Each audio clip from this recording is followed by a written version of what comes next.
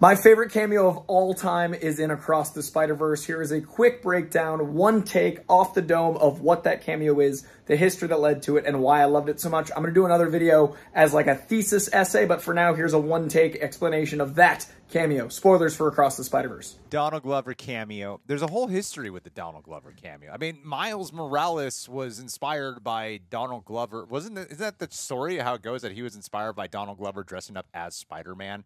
And even making a joke about wanting to play Spider-Man, and then they created Miles via that. May I? Yeah, sure.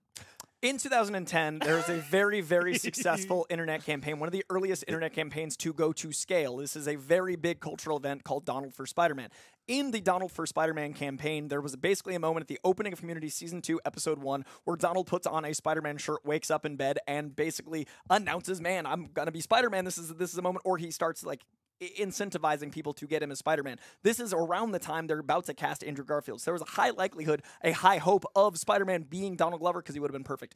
Basically, when that didn't happen, Brian Michael Bendis, the inventor of Spider-Man, acknowledges that part of the creation of the look and the vibe and the feel of Miles Morales was based off Donald Glover. So in this moment, Donald Glover became a canon part of Spider-Man in real life. Years go by, and Donald puts it in a lot of his raps. There's literally a lyric was, you didn't want to see me as Spider-Man, so now I'm spitting venom. Like, he's literally acknowledging that this was a thing that almost occurred. Now, Donald Glover is one of the artists that is also known for multiverses in his work. The album Because of the Internet is one of the most accurate and futuristic and prophetic pieces of metamodernist art, because it is not only an album that represents Donald Glover, but it also represents Childish Gambino, which is one of the elements of Donald Glover that he has invented to use his art form, and The Child, which is a script Donald Glover wrote about the experience of going through Because of the Internet, much like Pink Floyd's Dark Side of the Moon. So Donald Glover being a metamodernist in himself and basically being someone that blends these worlds is inherently meta to the universe of him being cast in this movie years later, making it one of my favorite cameos. Now, top of that, Donald Glover in Spider-Man Homecoming is a character who is playing Aaron Davis. So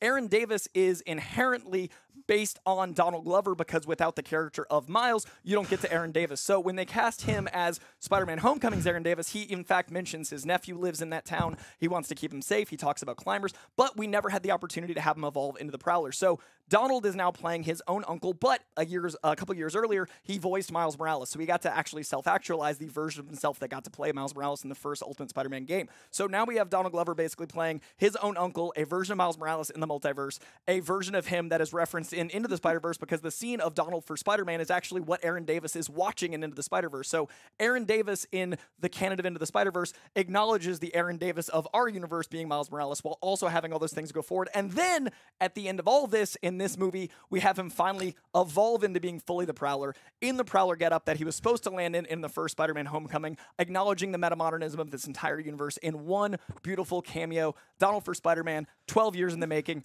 perfect cinema. Nicely done.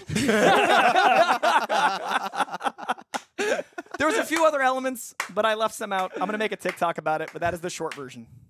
And how that same cameo might even foreshadow events in Beyond the SpiderVerse. The fact that they didn't cast Donald Glover as Spider-Man and him turning into the Prowler is kind of a beautiful metaphor of like, well, you didn't make me Spider-Man, so now I'm a bad guy. So I love the idea that the movie's ending reflects that. So when he doesn't become Spider-Man, he becomes the Prowler, which ties into foreshadowing using Donald Glover as the live-action cameo in the first place. So I do think there's going to be a commentary on basically, if you don't have a mentor figure in your life to guide you, if you don't have your Uncle Ben death, if you don't have your Uncle Aaron death, if you don't have that canon event, it shows how things can go bad. So right now in our universe, Miles is fighting for the idea that I have to save everyone. This is, again, the trolley problem. If I don't save everyone, this is going to help. This is going to be a net positive. But if I do save everyone, then this is going to be great for me, which is almost a selfish concept. So I think what the third movie's metaphor is going to be is basically, yes, there are sacrifices to be Spider-Man. With great power, there must also come great responsibility. The action of loss is what drives you to be a better person. So when you don't lose the person, if you don't actually go through the way